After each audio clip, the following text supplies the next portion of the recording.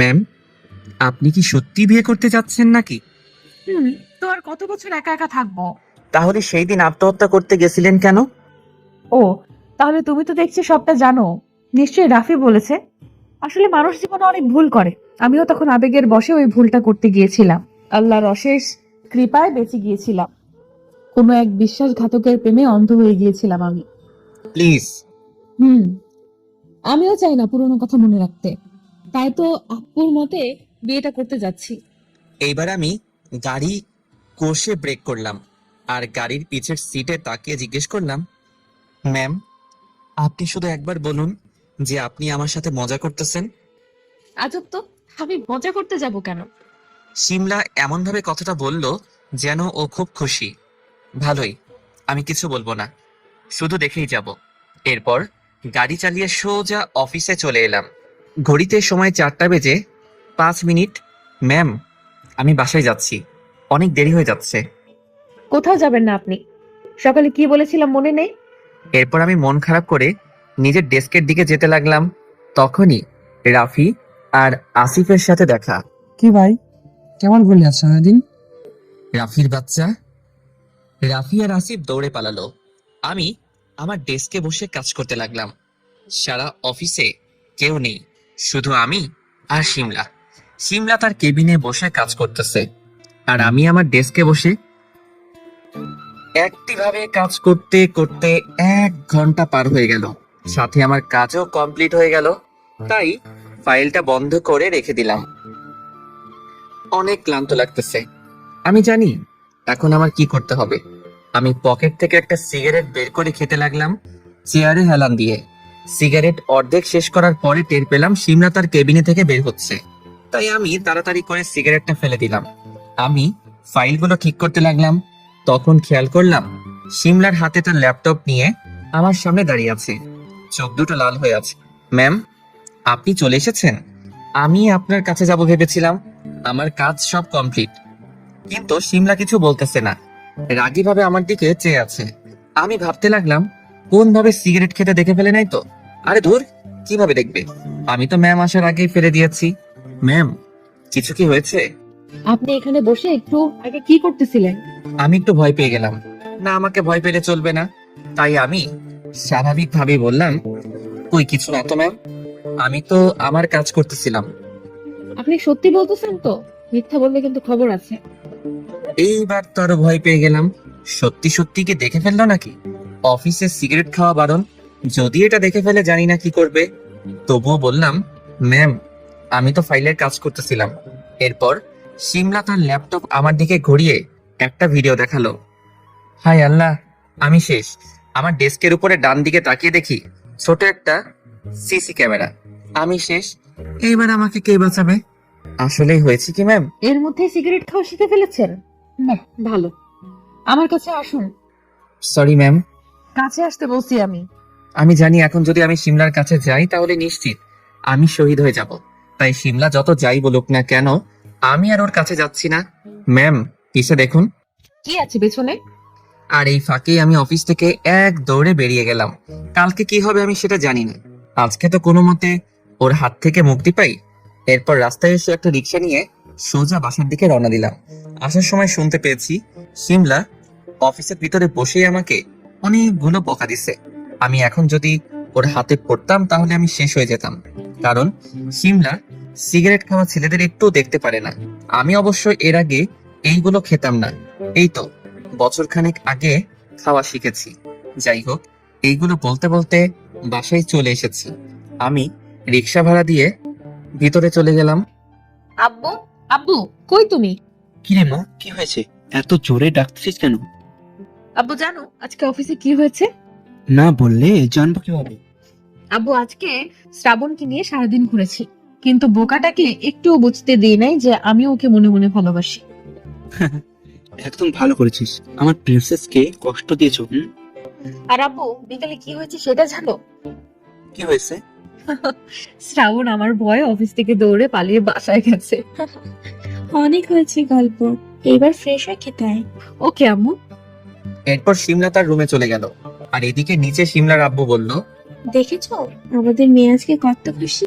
এরকম হাসি খুশি ভাবে ওকে আমি অনেকদিন দেখি না। এটা তুমি একদম ঠিক বলেছো। আমি আমাদের বাসার ছাদে বসে আছি, হাতে এক কাপ চা, চায়ের কাপে চুমুক দিচ্ছি আর শিমলার কথা ভাবতেছি। আগের ভার্সিটি লাইফটা কতই না সুন্দর ছিল।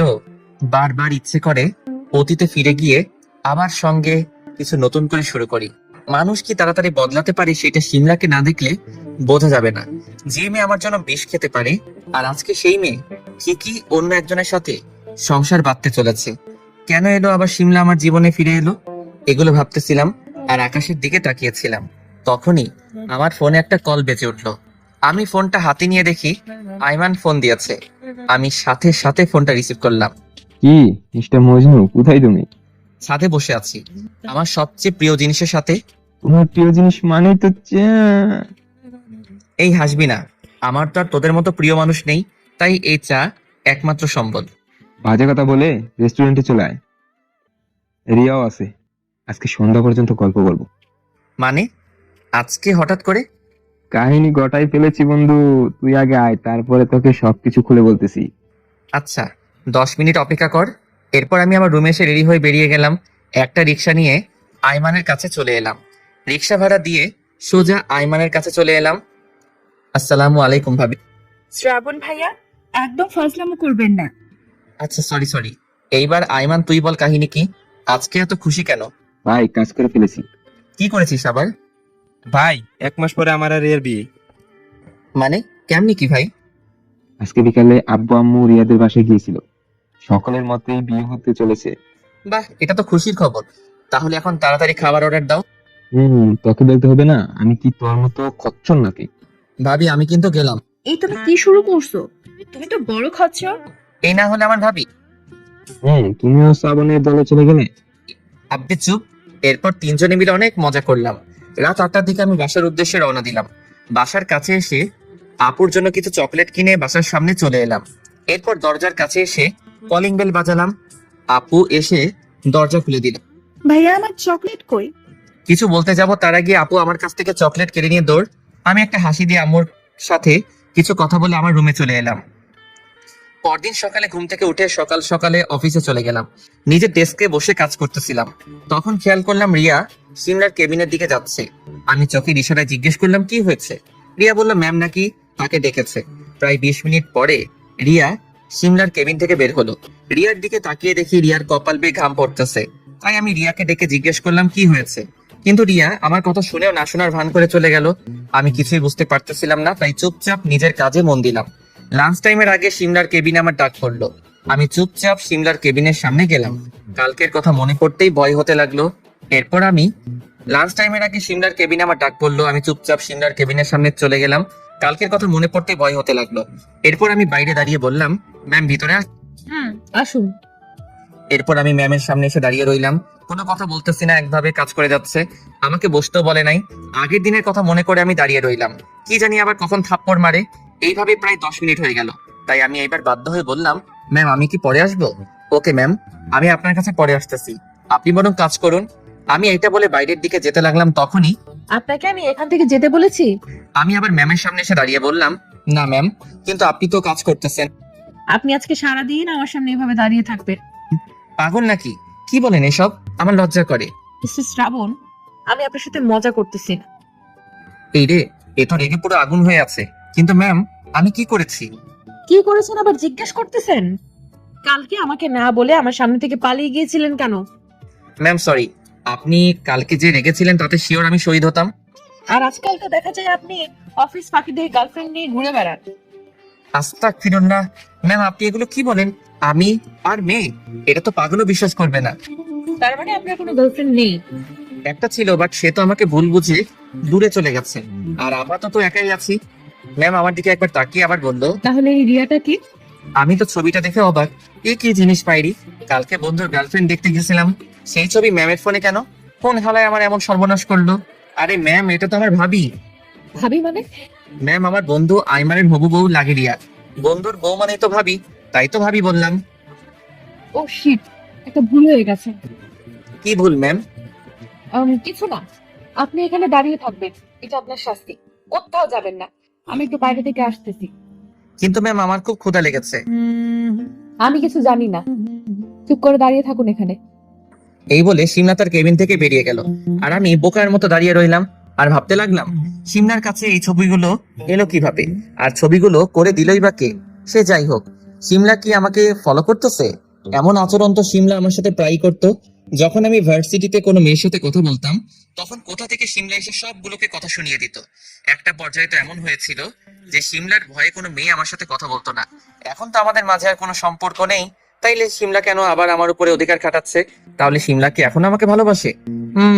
আমার সন্দেহ যেন আস্তে আস্তে আরো গভীর হচ্ছে। আল্লাহ, তুমি একটু দেখো আমার আর সিমলার ব্যাপারটা। দূর, আর কতক্ষণ এইভাবে দাঁড়িয়ে থাকবো? আশেপাশে তাকিয়ে দেখি মোট 3টা চেয়ার আছে, এর ভিতরে একটা সিমলাই বসে আছে। আমার তো দাঁড়িয়ে থাকতে সেই আকারে কষ্ট হচ্ছে, তাও আর উপায় না পেয়ে চেয়ারে বসে পড়লাম। চেয়ারে বসে মোবাইল চালাচ্ছিলাম, তখনই পিয়ন এসে বলল, স্যার, আপনার দুপুরের লাঞ্চ খেয়ে নিন। কে পাঠিয়েছে? ম্যাডাম পাঠিয়েছেন, আর আপনাকে কিন্তু দাঁড়িয়ে দাঁড়িয়ে খেতে বলেছেন। আচ্ছা, আপনি আসুন। এরপর আমি কিছু সময় হেসে নিলাম। নিজেই খাবার পাঠিয়েছে, আবার নিজেই দাঁড়িয়ে খেতে বলেছে, বললেই হলো নাকি? আমি বসে বসে খাবার খেতে লাগলাম। খাওয়া শেষ করে মোবাইলে গেমস খেলতেছিলাম, তখনই পেছন থেকে কে যেন আমার কানটা টেনে ধরলো। আমি পিছনে তাকিয়ে দেখি ম্যাম রাগী ভাবে আমার দিকে চেয়ে আছে। এরে কাজ হয়েছে, এবার কি হবে? আমি তাড়াতাড়ি দাঁড়িয়ে গিয়ে বললাম, সরি ম্যাম, সরি। রাখেন আপনার সরি। আপনাকে দাঁড়িয়ে থাকতে বলেছিলাম আমি, আর আপনি বসে বসে বাচ্চাদের মতো মোবাইলে গেমস খেলতেছেন। আপনাকে তো আমি আমাকে কি? আপনাকে তো আমি শেষ করে ফেলবো। আমি চুপচাপ দাঁড়িয়ে রইলাম, কানটা এখনো ব্যথা করতেছে। অনেক জোরে টান দিয়েছে ম্যাম। এই নিন, এখানে 10টা ফাইল আছে, সবগুলো 3 দিনের মধ্যে চেক করে আমার কাছে এসে জমা দিয়ে যাবেন। ম্যাম, আপনি এগুলো কি বলতেছেন? আমাকে মার্ডার করার প্ল্যান করতেছেন নাকি? মেয়েদের সাথে বেশি কথা বললে এখন থেকে এমনই শাস্তি পাবেন। কিন্তু ম্যাম, আমি মেয়েদের সাথে কথা বললে আপনার কি? সেটা আপনাকে বলতে হবে নাকি? ভুলে যাবেন না, আপনি আমার অফিসে চাকরি করেন, সো আমি যা বলবো তাই করবেন। ওকে। এখানে কথা বাড়িয়ে লাভ নেই, এই মেয়ে পাগল হয়ে গেছে। এরপর আমি ফাইলগুলো নিয়ে ম্যামের কেবিনের বাইরে বের হলাম, কিন্তু বাইরে বেরিয়ে দেখি অফিসের সবাই আমার দিকে তাকিয়ে আছে। তাকিয়ে থাকারই কথা, কারণ প্রায় 2 ঘন্টার মতো ম্যামের কেবিনের ভিতরে ছিলাম আমি। এর কারণে একটু লজ্জা করতেছে। আমি কোনো মতে মুখ লুকিয়ে আমার ডেস্কে এসে বসে পড়লাম। কি ভাই, ক্লাস এতক্ষণে শেষ হলো? রাফি, তুই কিন্তু এবার সত্যি মাইর খাবি। দেখ ভাই, আর কতকাল এইভাবে লুকিয়ে লুকিয়ে মধু খাবি? এবার বিয়েটা করে ফেল, এরপর বাসায় বসে সবকিছু করিস, আই মিন গল্প করিস আর কি। ম্যামকে ডেকে বলবো তুই আমাকে এইসব বলতেছিস। এ ভাই না, প্লিজ প্লিজ, আমার বউকে উল্টা পাল্টা বলে মার খাওয়াবে তোর এক্স। প্লিজ কিছু বলিস না। এইরকম থাকবি সব সময়, কিছু বলবো না। হুম এইভাবে দেখতে দেখতে অফিস টাইম শেষ হয়ে গেল। সবাই অফিস থেকে বেরিয়ে গেছে প্রায়। শ্রাবণ, চল বাসা যেতে হবে। তোরা এগিয়ে যা, আমি আসতেছি। ওকে। এরপর রাফি আর আসিফ বাইরে বেরিয়ে এলো, আর আমি আমার সবকিছু ঠিক করে অফিসের বাইরে বের হলাম। রাফি আর আসিফের বাসা আমার বিপরীত দিকে, তাই ওরা দুইজন আগে থেকে চলে গেছে। আর আমি রাস্তায় দাঁড়িয়ে রিক্সার জন্য অপেক্ষা করতেছি, কিন্তু কিছুতেই খালি রিক্সা পাচ্ছি না। তখনই একটা গাড়ি আমার সামনে এসে থামলো। আমি ভালো করে খেয়াল করে দেখি সিমলার গাড়ি এটা, কিন্তু আমার সামনে এসে থামলো কেন? এরপর দেখলাম সিমলা গাড়ির গ্লাস নামিয়ে দিয়ে বলল, ভেতরে আসুন। না না, আপনি যান, আমি রিক্সা করেই চলে যেতে পারবো। ভেতরে আসতে বলেছি। এরপর আমি বাধ্য হয়ে গাড়িতে উঠে বসলাম সিমলার পাশের সিটে। গাড়ি স্টার্ট দিয়ে ড্রাইভার চালাতে লাগলো। আমি আমার বাসার ঠিকানা বলে দিলাম তাকে। বাড়ির ভিতরে হঠাৎ করে সিমলা আমাকে জিজ্ঞেস করলো, আচ্ছা, আপনি কাকে সবচেয়ে বেশি ভালোবাসেন? আমি এমন প্রশ্নে একটু অবাক হলাম। এরপর বললাম, ভালোবাসা হিসাব বিজ্ঞানের মতো হিসাব করে হয় না। তবুও এইভাবে বলতে গেলে আমি আমার আম্মুকে সবচেয়ে বেশি ভালোবাসি, এরপর আপু, আর একটা মানুষকে মন প্রাণ দিয়ে ভালোবাসি। কে সেই মানুষটা, আমি কি জানতে পারি? অনেক ভালোই অভিনয় জানেন আপনি। যেমন? ওকে বাই, বাসার সামনে চলে এসেছি। আমি এটা বলে গাড়ি থেকে নেমে গেলাম। এরপর বাসার দরজার সামনে এসে কলিং বেল বাজালাম। আম্মু এসে দরজা খুলে দিল। কি আজকে তো তাড়াতাড়ি অফিস থেকে এলি যে? আজকে একটু তাড়াতাড়ি রিক্সা পেয়ে যাই। 4 চাকাওয়ালা রিক্সা? ও আম্মু, তুমি যখন দেখেই ফেলেছো তাহলে জিজ্ঞেস করতেছো কেন? ওইটা আমাদের নতুন বসের গাড়ি। মেয়ে নাকি ছেলে? আম্মু, তুমি কিন্তু বেশি সন্দেহ করতেছো আমাকে। তো কি করবো, তোর ভাবসাব আমার বেশি ভালো লাগতেছে না। দূর, এই বলে আমি আমার রুমে চলে এলাম। আমি জানি আর একটু সময় আম্মুর সামনে থাকলে আম্মু ঠিকই আমার পেট থেকে সব কথা বের করে নিবে, তাই পালিয়ে আমার রুমে চলে এলাম। নিজের রুমে শুয়ে শুয়ে আজকের ঘটনাগুলোর কথা চিন্তা করতে লাগলাম। সিমলার আচরণের অনেক পরিবর্তন ঘটছে, ও মনে হয় আমাকে মাফ করে দিয়েছে, তা না হলে এমন আচরণ করতো না। আর কিছুদিন পরে সিমলার জন্মদিন। মনে মনে সিদ্ধান্ত নিলাম ওই দিনে সিমলাকে আবার প্রপোজ করব। যদি মেনে নেয় তাহলে আর কোনোদিন ওকে দূরে যেতে দিব না, আর যদি অপমান করে তাহলে এইভাবে একজন অপরাধী হয়ে ওর জীবন থেকে দূরে চলে যাব, আর কোনোদিন ফিরে আসবো না। বিছানায় শুয়ে শুয়ে এগুলো ভাবতেছিলাম, তখনই আম্মু আমার রুমে এসে বলল, শ্রাবণ বাবা, এই লিস্টটা নিয়ে একটু বাজারে যেত। কেন আম্মু? বাজার প্রায় শেষ, তাই আগে থেকে সবকিছু এনে রাখা ভালো। আচ্ছা দাও। এরপর আম্মু আমার কাছে বাজারের লিস্ট দিয়ে রুমের বাইরে চলে গেল। আমিও রেডি হয়ে বাজারের ব্যাগ নিয়ে বাসার বাইরে বের হলাম, কিন্তু রাস্তার মাঝখানে রিয়ার সাথে দেখা। আমি রিয়াকে দেখে ডাক দেই, কিন্তু রিয়া কেন জানি আমাকে দেখেও না দেখার ভান করে চলে যেতে চায়। তাই আমি দৌড়ে রিয়ার কাছে চলে যাই। রিয়া, কি হয়েছে তোমার? সে অফিস থেকে খেয়াল করতেছি তুমি আমাকে কেমন ইগনোর করে চলতেছো। আমার কোনো কাজে তুমি কি অখুশি? তাহলে সেটা বলো, আমি আর এমন কাজ করব না। না ভাইয়া, তেমন কিছু না। ও আচ্ছা, বুঝেছি। আমি তোমাকে ভাবি বলে ডাকি, এই কারণে তুমি আমার উপরে রেগে আছো? আচ্ছা, সমস্যা নেই। আমি আর তোমাকে ভাবি বলে ডাকবো না, আপু বলেই ডাকবো।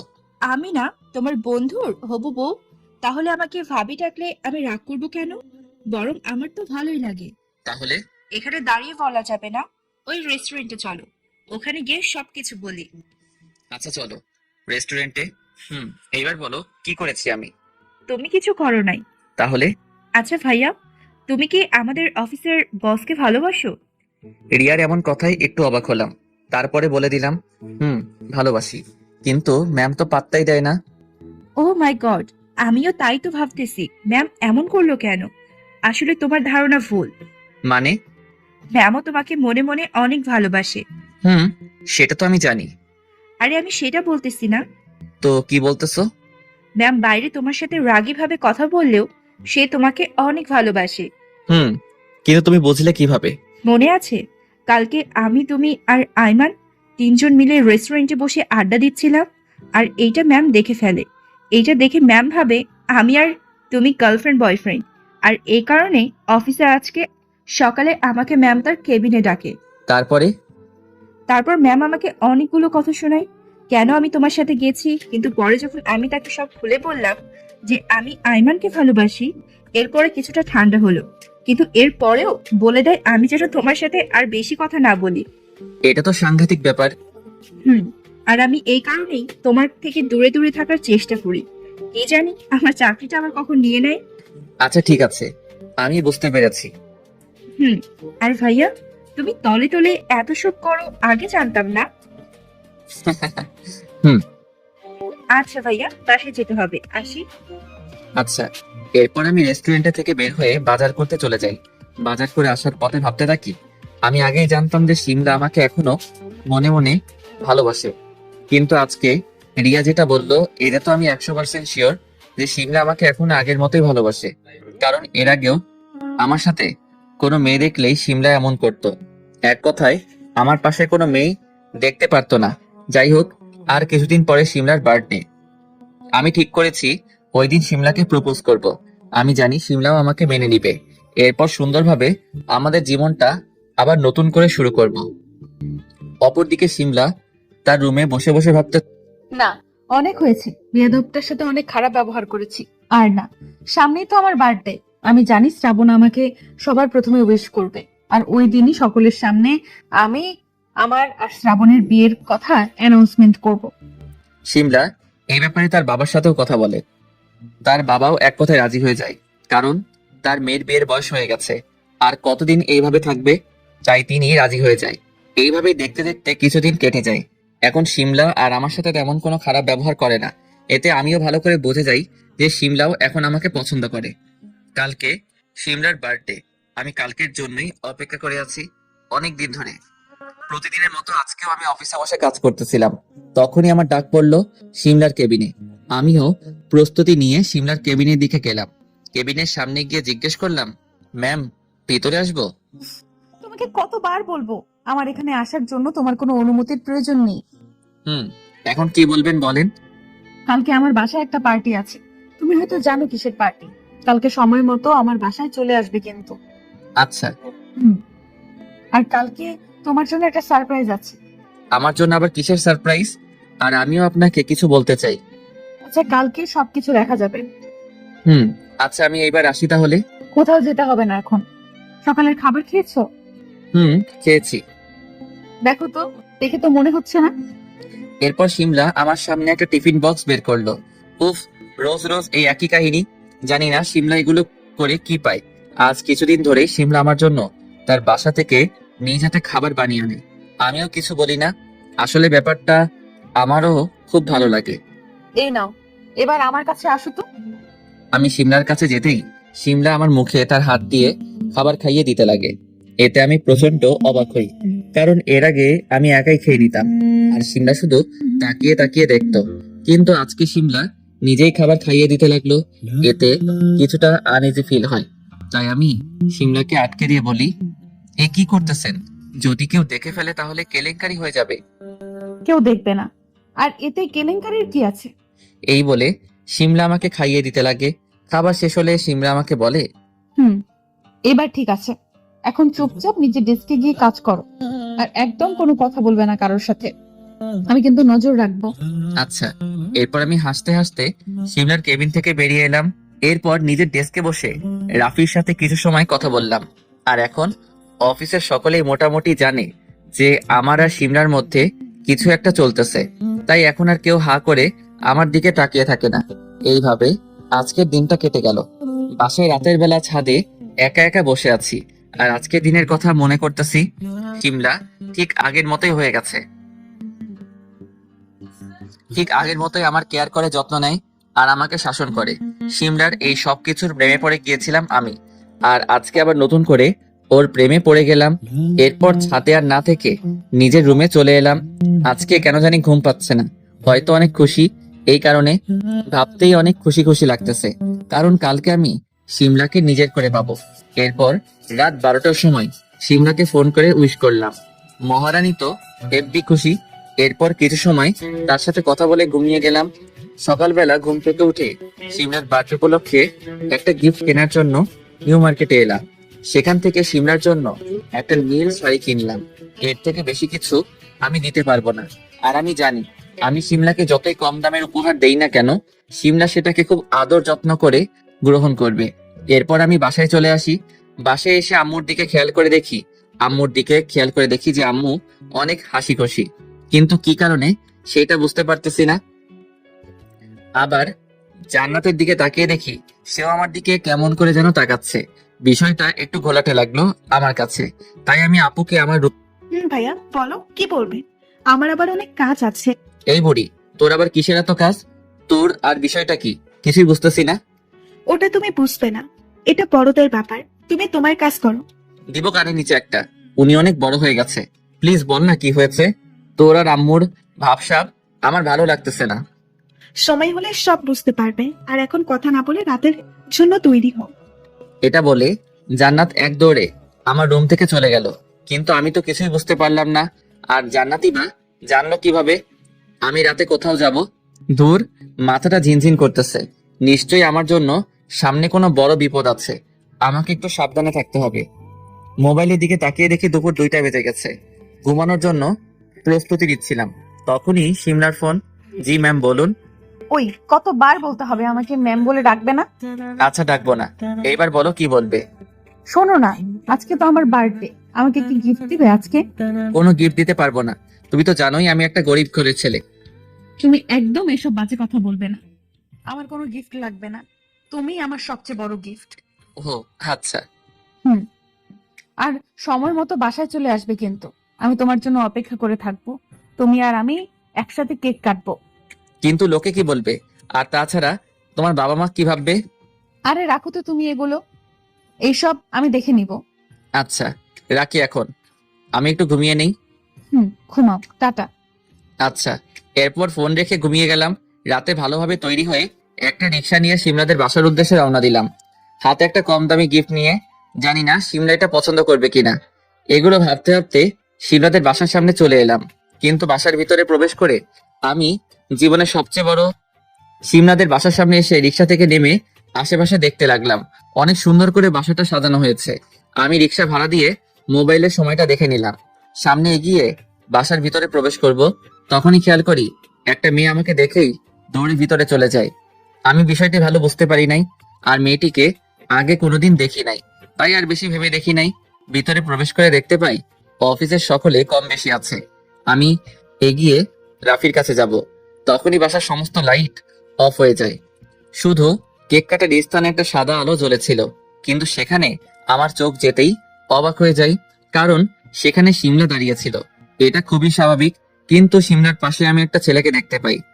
ছেলেটি শিমলার খুবই কাছে ছিল, যেটা দেখে আমার খুবই খারাপ লাগতেছিল। কিন্তু আমাকে অবাক করে দিয়ে শিমলা তার কেকের সমস্ত মোমবাতি নিভিয়ে দিয়ে চাকু দিয়ে কেক কাটে, আর সকলে একসাথে হাততালি দিয়ে বলে ওঠে, happy birthday to you Shimla.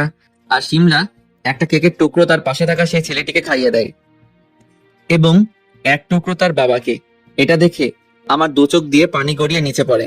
আমার কষ্ট হচ্ছে এটা ভেবে যে শিমলা তো নিজেই বলেছিল যে আমি আর শিমলা একসাথে কেক কাটবো, তাহলে এটা কি ছিল? এরপর বাসার সমস্ত লাইট আবার জ্বলে ওঠে।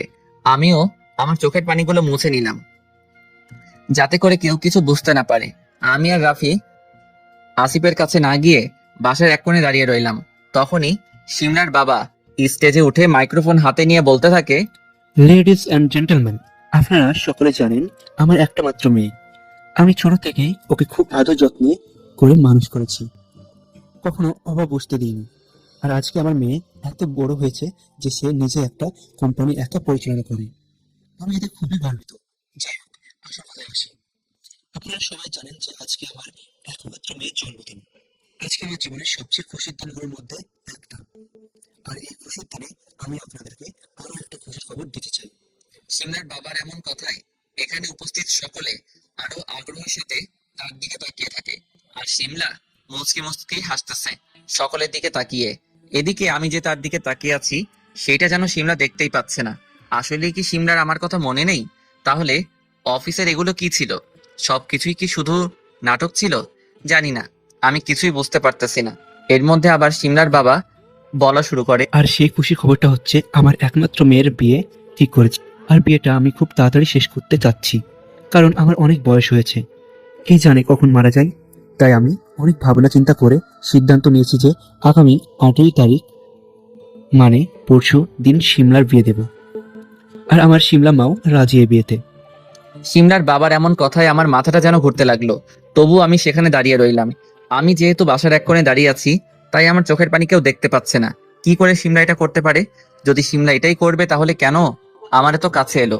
আমি মনে মনে এগুলো ভাবতেছিলাম আর চোখের পানি ফেলতেছিলাম। এর মাঝে এখানে উপস্থিত অনেকে জানতে চাচ্ছে তাদের ম্যাডামের জামাইকে। তাই শিমলার বাবা আবার বলে উঠল, আপনারা একটু শান্ত হন। আমি জানি আপনারা অনেকেই জানতে চাইছেন যে আমার মেয়ের জামাই কে হতে চলেছে, তো আপনাদের আর অন্ধকারে রাখবো না। এই যে সিমলার পাশে যে দাঁড়িয়ে আছে, তার নাম হচ্ছে রবি।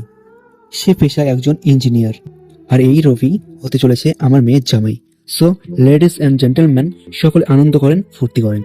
এটা বলে শিমলার বাবা চুপ হয়ে যায়, আর সকলে করতালির মাধ্যমে শিমলা আর রবিকে শুভেচ্ছা জানায়। আর সাথে সাথে একটা মিউজিক বেজে ওঠে। সবাই মিউজিকের তালে তালে নাচতে থাকে আর ড্রিঙ্কস করতে থাকে। আমি দাঁড়িয়ে থাকি সেই জায়গায়। আমার মাথায় কিছু আসতেছে না, কি থেকে কি হয়ে গেল। আমার কাছে এখন বিষয়টা ক্লিয়ার হয়েছে।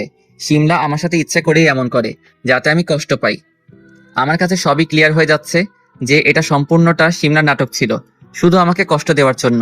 কিন্তু আমি এক মুহূর্তের জন্যেও শিমলার চোখে অভিনয় দেখতে পাইনি। আমি কিছুই কল্পনা করতে পারতেছি না। যাই হোক, যেটা হয়ে গেছে সেটাই মেনে নিতে হবে আমাকে। আমার আগে বোঝা উচিত ছিল শিমলা কোনোদিন আমার ছিল না, আর আমার হওয়ার কথাও ছিল না। শুধু শুধু আমি ওকে নিয়ে মাঝখানে স্বপ্ন দেখি। এরপর পকেটে থেকে রুমালটা বের করে চোখের পানি ভালো করে মুছে নেই, আর ভাবি শিমলার সাথে শেষবারের মতো একবার কিছু কথা বলবো। তাই আমি শিমলার দিকে এগিয়ে যেতেই থাকি। আমি শিমলার পিছে গিয়ে শিমলাকে ডাক দেই, ম্যাম। গলা দিয়ে আওয়াজ বের হচ্ছে না, তবুও ডাক দিলাম। আমার কথা শুনে শিমলা আমার দিকে তাকায় আর একটা হাসি দিয়ে বলে, ও মিস্টার শ্রাবণ, আসুন আপনার সাথে পরিচয় করিয়ে দিই। রবি, এদিকে শোনো। এই হচ্ছে শ্রাবণ, আর মিস্টার শ্রাবণ এই হচ্ছে রবি, আমার হবু বর। কোন শ্রাবণ? আরে ওই যে যার কথা তোমাকে বলেছিলাম, আমার পিএ। ও আচ্ছা, হ্যালো মিস্টার। হ্যালো। আমি হালকা একটা হাসি দিলাম, জানি না এই হাসিতে প্রাণ ছিল কিনা। আমি শিমলাকে আবার বললাম, ম্যাম আপনার সাথে একটু কথা ছিল, যদি এইদিকে একটু আসতেন। সরি, বুঝতেই পারতেছেন পরশু আমার বিয়ে, তাই এখন রবিকে ছেড়ে আসতে পারবো না। আপনি পরে আমার সাথে কথা বললেন, এখন পার্টিতে এনজয় করেন। শিমলা এই কথাগুলো বলে রবিকে নিয়ে অন্যদিকে চলে গেল। আমি বুঝতে পেরেছি শিমলা আমার সাথে এগুলো ইচ্ছে করেই করতেছে, যাতে করে আমি কষ্ট পাই। আর শিমলা এটাতে সফলও হয়েছে। তাই আমি আর এখানে এক মুহূর্তের জন্যও দাঁড়ালাম না। শিমলাদের বাসা থেকে বের হতে যাব, তখনই রাফির সাথে দেখা। কিরে, কই যাস? বাসায় যাই, একটু কাজ আছে। ও আচ্ছা, কিন্তু রাতে ডিনার করে যেতে পারিস তো? রাফির এমন কথায় অনেক কষ্ট পেলাম, কারণ রাফি তো সবটা জানতো। তাহলে ও কি করে আমাকে এমন পরিস্থিতিতে এই কথা বলে? আমি রাফির দিকে তাকিয়ে জাস্ট এইটুকুই বলি, ছি। এরপর কান্না করতে করতে শিমলাদের বাসা থেকে বেরিয়ে এলাম। কিছু দূর হেঁটে আসার পরে একটা টং দোকানে দেখতে পেলাম। সেখানে গিয়ে এক প্যাকেট সিগারেট নিয়ে নিলাম। রাস্তা দিয়ে হাঁটতেছি আর শিমলার কথা ভাবতেছি। তখনই আমার খেয়াল হলো আমার হাতে শিমলার গিফট রয়েছে। এটা দেখেই প্রচুর রাগ হলো। শিমলার জন্য আনা গিফটটা ছুঁড়ে ফেলে দিলাম আর সামনের দিকে হাঁটতে লাগলাম। আজকে প্রায় 2 বছর পরে আবার সেই রাতের কথা মনে পড়তেছে। এইরকমই কষ্ট হয়েছিল সেই দিন, যেদিন শিমলার মামা বলেছিল শিমলার বিয়ে হয়ে গেছে। প্রচুর কেঁদেছিলাম সেই দিন, কিন্তু আজকে তো সত্যি সত্যি শিমলার বিয়ে ঠিক হয়ে গেছে। কি করব এখন আমি জানা নেই। একের পর এক সিগারেট খেতে থাকি। রাস্তা দিয়ে হেঁটে হেঁটে বাসার দিকে যাচ্ছিলাম। আনুমানিক তখন রাত 10টা বাজে। তখনই আম্মুর ফোন থেকে একটা কল আসে। আমি ফোনটা সাথে সাথে রিসিভ করি। হ্যালো ভাইয়া, কোথায় তুই? একটু বাইরে আছি। কেন, কিছু হয়েছে? আর আম্মুর ফোন তোর কাছে কেন? ভাইয়া, তাড়াতাড়ি বাসায় আয়, আম্মু যেন কেমন করতেছে। কি হয়েছে আম্মুর? আমি এখনই আসতেছি। এরপর ফোন রেখে দিয়ে দৌড়ে বাসায় চলে যাই। বাসার দরজার কাছে এসে কলিং বেল বাজাতেই আম্মু এসে দরজা খুলে দেয়। আম্মু, তোমার কি হয়েছে? জান্নাত আমাকে ফোনে কি বললো? আরে পাগল ছেলে, এত উত্তেজিত হতে হবে না। আমার তেমন কিছু হয়নি, একটু মাথা ঘুরে পড়ে গিয়েছিলাম। উফ, তোমাকে কত করে বলি একদম চিন্তা করবে না, এই কারণেই তোমার এমন হয় মাঝে মাঝে। তখনই আপু আমার সামনে আসে আর আমাকে এসে বলে, ভাইয়া, তোর কারণেই তো আম্মুর এমন অবস্থা। আমার কারণে মানে?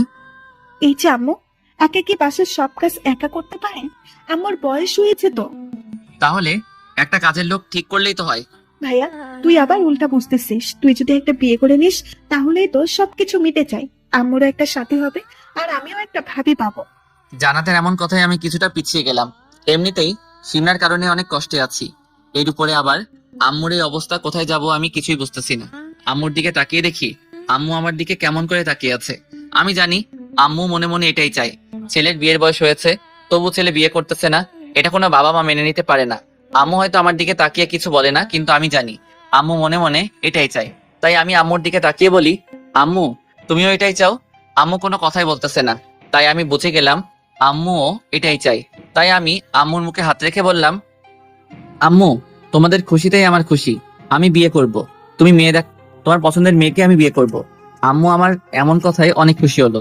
আমার দিকে তাকিয়ে বলল, বাবা, তুই সত্যি বলতেছিস? ঠান্ডা দেখ না, তোর ভাই আমার সাথে মজা করতেছে। আম্মু আমি সত্যি বলতেছি। এবার আম্মু আমাকে জড়িয়ে ধরে বলল, বাবা, তুই এতদিনে আমার মনে কথাটা বুঝছিস। আমার মেয়ে পছন্দ করা আছে, আমি শুধু তোর অপেক্ষা ছিলাম। আমার কাছে বেশ ছবি আছে, অপেক্ষা কর, তোকে দেখাচ্ছি। জান্নাত, আমার রুম থেকে ছবিটা নিয়ে এত। আম্মু আম্মু এত ব্যস্ত হতে হবে না। আর মেয়ে যখন তোমার পছন্দ, তাহলে আমার আর দেখার দরকার নেই। তোমার পছন্দই আমার পছন্দ। ধন্যবাদ ভাইয়া। ঠিক আছে। এটা বলে আমি আমার রুমে চলে এলাম। রুমে এসে দরজা বন্ধ করে চোখের পানি ফেলতে লাগলাম। এই তো কিছু সময় আগেও ভেবেছিলাম শিমলাকে আজকে নিজের করে পাবো, কিন্তু একটা দমকা হাওয়া এসে সবকিছু উল্টাপাল্টা করে দিল। আসলে আমার জীবনটাই এমন, কখনো সুখ সহ্য হয় না, যার কারণেই হয়তো আব্বুকে হারিয়ে ফেলেছি আর এখন শিমলাকে। তবে আমি তো প্রায় শিমলাকে ভুলেই গিয়েছিলাম, কিন্তু শিমলা নিজে এসেই আবার আমাকে সবকিছু মনে করিয়ে দেয়। শিমলা আমার উপরে প্রতিশোধ নিল, সব সত্যিটা না জেনেই আমার উপরে প্রতিশোধ নিল। ভালো করেছে শিমলা, এর জন্য ওকে আমি আর কোনোদিন ক্ষমা করব না। নীরবে কান্না করতেছিলাম আর এগুলো ভাবতেছিলাম। আপনারা ভাবতেছেন আমি যদি সত্যি শিমলাকে ভালোবেসে থাকি, তাহলে কেন অন্য কাউকে বিয়ে করতেছি? আসলে আমি ইচ্ছা করলেই বিয়ে না করে থাকতে পারি, কিন্তু আমার দিকে যে আমার আম্মু তাকিয়ে আছে, কি করে একটা বাজে মেয়ের জন্য আমি আমার আম্মুকে কষ্ট দিব? তাই বিয়ের জন্য রাজি হয়ে গেলাম। প্রথম প্রথম হয়তো একটু কষ্ট হবে, কিন্তু পরে সব ঠিক হয়ে যাবে আশা করি। এগুলো ভাবতে ভাবতে আমার ফোনে একটা কল আসে। আমি তাকিয়ে দেখি শিমলা ফোন করেছে। আমার প্রচন্ড রাগ হলো এটা দেখে। এরপরে ফোনটা কেটে দিলাম, কিন্তু একটু পরেই আমার ফোনে রাফির ফোন এলো। এটা দেখে আরো রাগ হলো। ফোনটা এবার বাধ্য হয়ে বন্ধ করে রেখে দিলাম। এরপর বিছানায় ঘুমিয়ে গেলাম। অপরদিকে শ্রাবণ সিমলাদের বাসা থেকে বেরিয়ে আসার সাথে সাথেই সিমলা বাসা থেকে বের হয়। আর সিমলা দেখতে পায় শ্রাবণ তার হাতে থাকা একটা গিফট ছুঁড়ে ফেলে দেয়। সিমলা দৌড়ে সেটার কাছে যায়। সিমলার পিছে পিছে রাফি, আসিফ আর রিয়াও দৌড়ে সিমলার কাছে যায়। সিমলা তাড়াহুড়ো করে গিফট খুলে ফেলে আর তার ভিতরে সে একটা নীল শাড়ি দেখতে পায়। এটা দেখে সে একটা হাসি দেয়। এরপর তারা সেখান থেকে বাসার ভিতরে চলে আসে। ভিতরে এসে তারা গোল হয়ে একটা জায়গায় বসে। তখন সিমলা সকলকে উদ্দেশ্য করে বলতে থাকে, পাগলটা আমাকে ভালোবাসে, কিন্তু সেই দিন যদি ও আমার ফোনটা রিসিভ করতো তাহলে এতদিনে আমাদের সুন্দর একটা সংসার হয়ে যেত। এত নাটক করতে হতো না, শুধু শুধু ওকে কষ্ট দিয়ে বোঝাতে হতো না যে কাছের মানুষ দূরে চলে গেলে কেমন লাগে। সবকিছু ঠিক আছে, কিন্তু আমি এখনো এটাই বুঝলাম না যে শ্রাবণ ওই দিন ম্যামের ফোন কেন রিসিভ করে নাই। এর কারণ আমি এখনো বুঝলাম না। এটা আমিও জানি না, হয়তো মামার কথাই ঠিক ছিল, কিন্তু আমি ওইসব কিছুই ভুলে গেছি। এখন আবার নতুন করে সব কিছু শুরু করতে চাই। আর তাছাড়া আমার সব কিছু মানেই তো আমার স্বামীর, মানে শ্রাবণের। আপু, তোমার এই ধারণাটা সম্পূর্ণ ভুল। ভেবেছিলাম তোমাকে কোনোদিন বলবো না, কিন্তু তুমি যে কথাগুলো বলতেছো এটা শুনলে আমার প্রচন্ড রাগ হয়। কি এমন কথা? তো এমন একটা কথা যেটা শুনলে তুমি নিজেই গিয়ে শ্রাবণের কাছে মাপ চাইবে আজকের ঘটনার জন্য। রাফি ভাইয়া, তোমার কথা আমি কিছুই বুঝতে পারতেছি না, প্লিজ একটু খুলে বলবে? এরপর রাফি সবকিছু খুলে বলে কি কারণে শ্রাবণ সিমলার সাথে যোগাযোগ রাখে নাই, আর সিমলা মামার কারণে যে তারা এত বছর দূরে থেকেছে সবকিছু খুলে বলে। এটা শোনার পর সিমলার সাথে সাথে বসা থেকে উঠে দাঁড়ায় আর বলে, এটা তুমি আগে বলবে না? আমি না জেনে শুনে ওকে কতগুলো খারাপ কথা শুনিয়ে দিয়েছি, আর অফিসের কথা তো নাই বললাম। আর আজকে ওর সাথে যেটা করা হলো, ডেকে এনে অপমান করেছে আমি। ওর চোখে আমি স্পষ্ট পানি দেখতে পেয়েছি। না জানি আমাকে আর কখনো মাফ করবে কিনা। আপু তুমি শান্ত হও, সবকিছু ঠিক হয়ে যাবে। আর আমি তোমাকে সবটা বলতেই চেয়েছিলাম, কিন্তু শ্রাবণ বলতে নিষেধ করেছিল। আচ্ছা, এখন এসব কথা বাদ দিয়ে শ্রাবণ ভাইয়াকে ফোন করতে হবে। শুধু শুধু তাকে কষ্ট দিয়ে তো কোনো লাভ নেই। এরপর সিমলা তার ফোন দিয়ে শ্রাবণের নাম্বারে কল করে, কিন্তু একবার রিং হওয়ার পরেই ফোন কেটে দেয়। এরপর রাফি সহ এখানে উপস্থিত সকালে শ্রাবণের নাম্বার ট্রাই করে, কিন্তু কিছুক্ষণ পরে শ্রাবণের ফোন বন্ধ হয়ে যায়।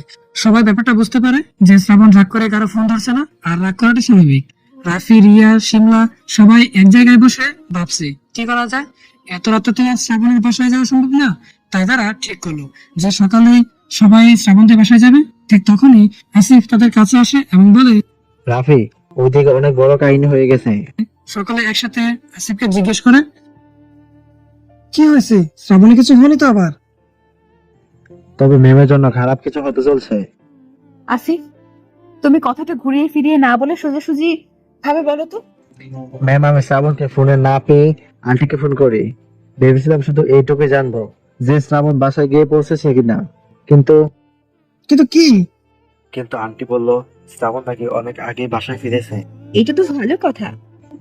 এটা ভালো কথা, সেটা আমিও জানি, কিন্তু শ্রাবণের বিয়ে ঠিক করছে আন্টি, আর সেই জন্য কাল সকালে তাদের বাসায় যেতে বলছে আমাদের। আসিফের এমন কথা শুনে সবাই বসা থেকে দাঁড়িয়ে যায়। সিমলা চোখ দুটো বড় বড় হয়ে যায় আর সে আসিফকে বলে, আসিফ, আমরা কিন্তু এখন ফান করার মুডে নেই। ম্যাম, আমি ফোন করতেছি না, সত্যি শ্রাবণের আম্মু শ্রাবণের জন্য বিয়ে ঠিক করছে। আর আন্টি অনেক আগে থেকে শ্রাবণকে বিয়ে দিতে চেয়েছিল, কিন্তু শ্রাবণ কিছুতেই রাজি হচ্ছিল না। আর আজকে ম্যামের বিয়ের কথা শুনে হয়তো শ্রাবণ রাগ করে বিয়ের জন্য রাজি হয়ে গেছে। কিন্তু ম্যামের এটা তো মিথ্যা নাটক ছিল। কিন্তু সেটা তো আর শ্রাবণ জানে না। এর মধ্যে সিমলা কান্না শুরু করে দিয়েছে। তখন প্রায় রাত 12টা বেজে গেছে। সিমলাদের বাসায় এখন আর তেমন কেউ নেই, সবাই যার যার বাসায় চলে গেছে। এদিকে সিমলার আব্বু তার মেয়ের কান্না শুনে তাড়াতাড়ি তাদের কাছে চলে আসে এবং জিজ্ঞেস করে কি হয়েছে। তখন রাফি আর আসিফ সবটা খুলে বলে। এটা শুনে সিমলার আব্বুও কিছুটা চিন্তার মধ্যে পড়ে যায়। এরপর সিমলার আব্বু অনেক বুঝিয়ে সিমলাকে ঘরের ভিতরে নিয়ে যায়। সবাই যার যার বাসায় চলে যায়। সিমলা রাতে কান্না করতে করতে ঘুমিয়ে যায়। সকালবেলা আম্মুর ডাকে আমার ঘুম ভেঙে যায়। রাতে অনেক কষ্ট করে ঘুমিয়েছি, কিছুতেই ঘুম আসতেছিল না। কিরে, এত বেলা করে ঘুমালে চলবে? তাড়াতাড়ি ফিরে এসে নিয়েছে খাবার খেতে আয়, একটু পরে শপিং করতে যাবি তুই আর তোর বোন দুজন মিলে। আম্মু প্লিজ, এইসব আমার ভালো লাগতেছে না, আমি যাবো না। আমি এত কিছু বুঝি না, তুই একটু পরে যাবি, এটাই ফাইনাল। তুমি যাও তো এখান থেকে। এটা বলে আমি ওয়াশরুমের ভিতরে চলে এলাম। এমনিতেই মনটা ভীষণ খারাপ। একদিকে সিমলার বিয়ে ঠিক হয়ে গেছে, আর অন্যদিকে আম্মুও আমার বিয়ে ঠিক করে ফেলেছে। জানি না ভবিষ্যতে কি হবে। আমি ফ্রেশ হয়ে নিচে খাবার টেবিলে চলে এলাম। তখনই আম্মু আমার হাতে একটা ছবি দিল। এই নে, এটা তোর হবু বউয়ের ছবি, দেখে বলতো কেমন লাগে। আমি ছবিটা না দেখে টেবিলের পাশে রেখে দিলাম। তখনই বাসার কলিং বেল বেজে উঠল। আম্মু গিয়ে দরজা খুলে দিল। কে এসেছে আমি সেই দিকে খেয়াল না করেই খাবার খেয়ে যাচ্ছি। তখন আম্মু আমার সামনে একটা মেয়েকে নিয়ে আসে। আমি মেয়েটার দিকে একবার তাকিয়ে দেখলাম। এর আগে কখনো দেখেছি বলে মনে হয় না। শ্রাবণ, এইদিকে তাকিয়ে দেখ কে এসেছে। কে এসেছে? উফ, তোকে কতবার বলেছি ছবিটা দেখতে। এই হচ্ছে রিমি। রিমির সাথেই তোর বিয়ে ঠিক হয়েছে, আর সেটাও কালকে। আম্মুর কথায় গলার খাবার আটকে গেল। রিমি এসে আমাকে এক গ্লাস পানি এগিয়ে দিল। আমি পানি খেয়ে আম্মুর দিকে তাকিয়ে বললাম, আম্মু আমি বিয়েতে রাজি হয়েছি। তার মানে এই না যে তুমি এত তাড়াতাড়ি আমার বিয়ে দিয়ে দিবে। দেখ বাবা, আমি চেয়েছিলাম একটু বড় করে তোর বিয়েটা দিতে, কিন্তু রিমির পরিবার চাচ্ছে বিয়েটা খুব তাড়াতাড়ি দিতে। আর কালকেই বিয়ের দিনটা আমরা ঠিক করেছি। দুই পরিবারের লোকজন থাকবে শুধু, পরে তোদের মত থাকলে বড় করে একটা অনুষ্ঠান করা যাবে, সমস্যা নেই। আম্মু তোমার যা ইচ্ছে তুমি তাই করো। এটা বলে আমি খাবার শেষ করে আমার রুমে এসে তৈরি হতে লাগলাম, কারণ এখন নাকি আবার শপিং করতে যেতে হবে। আন্টি, উনি আবার রেগে চলে গেলেন কেন? ও কিছু না মা, আমার ছেলেটা একটু রাগী, তবে ভেতরটা এত নরম, তুমি চিন্তা করো না। আচ্ছা আন্টি, আর আব্বু আমাকে আপনাদের বাসায় পাঠিয়েছে, একসাথে ওনাকে নিয়ে শপিং করতে যেতে বলেছে। একদম ঠিক করেছে তোমার বাবা। আচ্ছা তুমি জান্নাতের সাথে গল্প করো, আমি একটু শ্রাবণের সাথে কথা বলে আসি। আচ্ছা আন্টি। আমি রেডি হয়ে রুম থেকে বের হতে যাব। তখনই আম্মু আমার রুমে এলো। আমার হাত ধরে নিয়ে একটা চেয়ারে বসিয়ে বলল, বিয়ে পছন্দ হয়েছে? তোমার পছন্দ হলেই আমার পছন্দ। বিয়েটা কি আমি করতেছি নাকি? আর তুই যদি পছন্দ না হয়ে থাকে তাহলে এখনো সময় আছে, আমাকে বল। আর তা না হলে কিন্তু পরে কিছু বলতে পারবি না। আম্মু আমার কোনো সমস্যা নেই। আমার কোনো সমস্যা থাকতেই পারে না। আমার আর কিছু নেই যে তার জন্য আমার সমস্যা হবে। এই তো আমার শোনা ছিল। তাহলে রিমিকে আর জান্নাতকে নিয়ে তাড়াতাড়ি বেরিয়ে পড় শপিং করতে। আর মানে ওই মেয়েটাও যাবে নাকি আমাদের সাথে? এই বিয়ে তো ভাই, আস্তে আস্তে বল, নিচে রিমি আছে, শুনতে পাবে। এই তুই আমার দিকে তাকা, ও তোর বউ হতে চলেছে, ও তোর সাথে শপিং করতে গেলে সমস্যা কোথায়? আচ্ছা আচ্ছা চলো। এরপর আমি নিচে চলে এলাম। সেখানে এসে দেখি রিমি আর জান্নাত বসে বসে গল্প করতেছে। আমি তাদের সামনে গিয়ে বললাম, জান্নাত তাড়াতাড়ি আয়। এটা বলে আমি বাইরে চলে এলাম। বাইরে এসে রিক্সা ঠিক করব, তখনই আমার সামনে একটা গাড়ি এসে থামে। আমি ভালো করে তাকিয়ে দেখি এটা তো আদনান স্যারের গাড়ি। স্যার সকাল সকাল আমাদের বাসার সামনে কি করে? আমি মনে মনে ভাবতেছি। তখনই গাড়ি থেকে স্যারের ড্রাইভার বের হয় আর আমার হাতে গাড়ির চাবি দিয়ে বলে, আসসালামু আলাইকুম ভাই। স্যার আপনাকে গাড়িটা দিয়ে যেতে বলেছেন। মানে? সেটা আপনি স্যারকে ফোন করে জিজ্ঞেস করেন। আমি গেলাম, আমাকে আবার স্যারকে নিয়ে অন্য একটা জায়গায় যেতে হবে। এটা বলেই ড্রাইভার কোথায় হাওয়া হয়ে গেল। আমি অবাক হয়ে আদনান স্যারকে ফোন দিলাম। কিছু সময় রিং হওয়ার পরে ফোনটা রিসিভ করলো। হ্যালো স্যার, এগুলোর মানে কি? মানে তুমি তো আর আমাকে আপন ভাবো না, তাই হয়তো তোমার বিয়ের কথাটা আমাকে বললে না, কিন্তু আমি তো আর তোমাকে নিজের ছেলের মতন দেখি, তাই তোমার সুবিধার কথা চিন্তা করে গাড়ি পাঠিয়েছিলাম। আসলে স্যার সবকিছু এত হুট করে হয়ে যাচ্ছে যে আপনাকে বলার সুযোগ হয়ে ওঠেনি। তোমার আম্মু বলছে সবকিছু। এখন আর বেশি কথা না বলে বউকে নিয়ে শপিং করে এসো। এই রোদে রিক্সা করে গেলে অনেক কষ্ট হবে। স্যার এইসবের কোনো দরকার ছিল না, আমরা রিক্সায় যেতে পারতাম। এখন কিন্তু তুমি একা না, সাথে তোমার বউ আছে, তার কথাটা একটু ভাবো। স্যার আপনি এখনো আগের মতোই আছেন। আমি জানি, আর কথা না বাড়িয়ে কাজে যাও। এরপর স্যার ফোন কেটে দিল। আমি জানি না মানুষটা এত ভালো কেন। আজকে আমার বাবা থাকলে তিনিও হয়তো আমাকে এমন ভাবে মিষ্টি শাসন করে আমার প্রতি খেয়াল রাখতো। যাই হোক, আমি ড্রাইভিং সিটে উঠে বসে পড়লাম। রিমি আর জান্নাত এসে গাড়ির সামনে দাঁড়িয়ে থাকে। আমি জান্নাতকে বলি, তাড়াতাড়ি ওঠো। ভাইয়া, কার গাড়ি এটা? আদনান স্যারের। এরপর রিমি আর জান্নাত গাড়ির পিছন সিটে বসে পড়লো আর আমিও গাড়ি স্টার্ট করে মার্কেটের দিকে যেতে লাগলাম। গাড়ির লুকিং গ্লাসে তাকিয়ে দেখি রিমি মেয়েটা বারবার আমার দিকে তাকাচ্ছে, হয়তো কিছু বলতে চাই, কিন্তু আমি সেদিকে পাত্তা না দিয়ে গাড়ি ড্রাইভ করতে থাকি। গাড়ির লুকিং গ্লাসে তাকিয়ে দেখি রিমি মেয়েটা বারবার আমার দিকে তাকাচ্ছে, হয়তো কিছু বলতে চাই, কিন্তু আমি সেদিকে পাত্তা না দিয়ে গাড়ি ড্রাইভ করতে থাকি। কিছুক্ষণ ড্রাইভ করার পরে গন্তব্যস্থানে চলে এলাম। আমি গাড়িটা পার্কিং করে সকলকে নিয়ে একটা মার্কেটের ভিতরে গেলাম। জান্নাত ওনাকে সাথে নিয়ে সবকিছু সিলেক্ট করে ফেলো। ভাইয়া, তুই কোথায় যাবি? তুইও আমাদের সাথে পছন্দ কর। আমার এইসব ভালো লাগে না, তোর যা ইচ্ছা তুই তাই কর, আমি ওই দিকটায় আছি, কোনো সমস্যা হলে আমাকে ডাক দিস। এই বলে আমি রিমি আর জান্নাতের কাছ থেকে দূরে চলে এলাম। মার্কেটের সাইডে একটু ভিড় কম, লোকজন নেই বললেই চলে। আমি পকেট থেকে ফোনটা বের করে অন করলাম। ফোন অন করার সাথে সাথেই সিমরার ফোন। আমি শিওর ও আমাকে জ্বালানোর জন্য ফোন করেছে। আমি আর ওর ফাঁদে পা দিয়ে যেচে অপমান হতে চাই না, তাই সিমরার নাম্বার ব্লক করে দিলাম। এরপর আইমানকে ফোন দিলাম। দোস্ত, কোথায় তুই? আরে দোস্ত, কোথায় আবার? অফিসে আছি। আলার বুড়ো আজকে একটু বেশি রেগে আছে, মনে হয় বউয়ের সাথে ঝামেলা করে অফিসে এসেছে। ও আচ্ছা, কিন্তু দোস্ত, আমি যে একটা বিপদে পড়ে গেছি, এই বিপদ থেকে আর বোধহয় বের হতে পারবো না আমি। কেন? তোর আবার কিসের বিপদ? করিস তো এক্স গার্লফ্রেন্ডের অফিসে চাকরি, আবার শুনলাম সেও নাকি আবার তোর প্রেমে হাবুডুবু খাচ্ছে। কাহিনী কি? এই সবকিছু নাটক ছিল। রাফি এবার চুপ হয়ে গেল। কিছুক্ষণ পরে আমাকে বলল, কি জন্য এমন করলো? আর তোর সাথে কি করেছে ও? কারণ বলে নাই, তবে আমি জানি কি কারণে শিমলা আমার সাথে এই নাটক করেছে। কি কারণে? ওই তো আর জানে না আমি কি কারণে ওর থেকে এত বছর দূরে ছিলাম। তাই আজকে সে বেইমান ভাবে, আর আমার উপরে প্রতিশোধ নেওয়ার জন্য হয়তো এমনটা করেছে। আচ্ছা, সমস্যা নেই। এই আইমান থাকতে তোর কোনো চিন্তা নেই। আমি বিকালে তোর সাথে দেখা করতেছি। আর আজকে সারা রাত শুধু চিল হবে, কোনো প্যারা নেই। আরে দোস্ত, মেয়ে আইবো আর যাইবো, এইভাবে দেবদাস হওয়ার কোনো মানেই নেই। সেই জন্য এইবার একটা সিদ্ধান্ত নিয়েছি। কি সিদ্ধান্ত? কালকে আনার বিয়ে আম্মুর পছন্দের মেয়ের সাথে। 2 মিনিট নীরবতা পালন করে আইমান বলে উঠল, আমি যদি এখন তোর কাছে থাকতাম তাহলে? তাহলে কি? আরে বেটা, বুকে জড়িয়ে ধরতাম। আর পুত, তুই এতদিনে একটা সঠিক সিদ্ধান্ত নিয়েছিস। কিন্তু দোস্ত, শিমলার বিয়েটাও কালকে। তাতে তোর কি? ওইসব থার্ড ক্লাস মেয়েদের চিন্তা মাথা থেকে জেরে ফেলে দে। কিন্তু দোস্ত, আমি জানি শিমলা আমাকে এখনো ভালোবাসে। এই, তোর এইসব ডায়লগ বাদ দে। আর শোন, তোকে আমি ভালো একটা উপদেশ দিই। এখন থেকে নতুন ভাবিকে নিয়ে চিন্তা কর। ওইসব শিমলা মাথা থেকে জেরে ফেলে দে। ঠিক বলেছিস। তা আমার ভাবি দেখতে কেমন? একটা ছবি দে তো দেখি। আরে দোস্ত, আমি নিজেই তো ভালো করে দেখি নাই। আর সিবি বাবু কই? আব্বে রাখ, হারামজাদা। কালকে বিয়ে আর এখনো সে তার হবু বউকে দেখে নেই। আমি একেবারে বিয়ের দিন এসে দেখবো। আর এখন রাখ, বসের ডাক পড়েছে। আচ্ছা। এরপর ফোনটা রেখে দিলাম। ফোনটা কেটে দেওয়ার সাথে সাথে একটা আননোন নাম্বার থেকে কল আসলো। আমি রিসিভ করলাম। হ্যালো, কে বলতেছেন? হ্যালো, কে? আমাকে চিনতে পারতেছো না? আমি মেয়েটির গলার আওয়াজ শুনে টের পেয়ে গেলাম যে এটা শিমলা। তাই রাগী গলায় বললাম, আপনি ফোন দিয়েছেন কেন? সমস্যা নেই, আমি রিজাইন লেটার আপনার অফিসে পাঠিয়ে দিব। আমি আর আপনার অফিসে চাকরি করতে পারবো না। তুমি আমার কথাটা একবার শুনে তারপর যা ইচ্ছে তাই বলো। কি কথা, তাড়াতাড়ি বলুন, আমার সময় নেই। আসলে কাল রাতে তুমি যেগুলো দেখেছো সেগুলো সব নাটক ছিল। আমি জানি তো। তুমি যেটা ভাবতেছো তেমন না।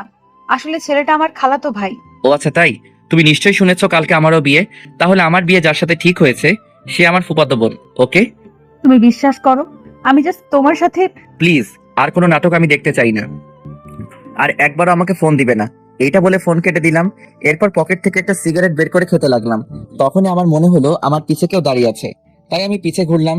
পিছে তাকিয়ে দেখি রিমি মেয়েটা মাথা নিচু করে দাঁড়িয়ে আছে। মনে হয় অনেক সময় ধরে এখানে দাঁড়িয়ে আছে। তাই আমি জিজ্ঞেস করলাম, কিছু বলবেন? জি, হ্যাঁ, আপনাকে একটা জরুরি কথা বলার ছিল। তখনই আমার ফোনে আবার সিমলার কল এলো। এইবার আমি রেগে গিয়ে ফোনটা ফেলে দিতে যাব, তখনই আমার মনে হলো আমার সামনে রিমি আছে। তাই আমি নিজের রাগটা কন্ট্রোল করে ফোনটা অফ করে রেখে দিলাম। খুবই আস্তে রিমিকে উদ্দেশ্য করে বললাম, সরি, আপনি কিছু বলতে যাচ্ছিলেন। রিমি এমনিতে খুব নরম প্রকৃতির মেয়ে, আর সে তার হবু স্বামীকে এভাবে রেগে যেতে দেখে খুব ভয় পেয়ে যায়। ঠিক যেমন তার বাবা রেগে গেলে যেমন করে, শ্রাবণও তেমন করতেছিল। তাই সে খুব ভয় পেয়ে যায়, আর যে কথাটা বলতে এসেছিল সেটা ভয় বলতে পারে না। রিমিকে এইভাবে চুপ থাকতে দেখে আমি সিগারেটটা ফেলে দিয়ে বললাম, আরে বাবা, সরি বললাম তো। কিছু বলবো? না না, কিছু না, আমাদের শপিং করা শেষ। আল্লাহ, এই কথাটা বলতে এত সময় লাগে? আচ্ছা চলুন। এরপর আমি শপিং মলের ভিতরে গিয়ে বিল মিটিয়ে বাইরে বের হলাম। জান্নাতের দিকে তাকিয়ে দেখি সে খুব খুশি। এত খুশি আমি ওকে আগে কখনো দেখি নাই। তাই আমিও একটু খুশি হলাম। কিন্তু এই মেয়েটা একদম হাসতেছে না, মনে হয় খুব ভয় পেয়ে আছে। তখন আমারই একটু খারাপ লাগলো, কারণ আমি বোধহয় তার সামনে একটু বেশি রাগ দেখিয়েছি। আমি আর কিছু না ভেবে সবাইকে নিয়ে গাড়িতে উঠলাম। এরপর আপুকে জিজ্ঞেস করলাম, আপু, দেখতে দেখতে তো দুপুর হয়ে গেল, এখন তুই কি কিছু খেতে চাস? ভাবি, তোমার ক্ষুধা লাগছে? জান্নাতের ভাবি ডাক শুনে আমি আর রিমি দুজনেই অবাক হই।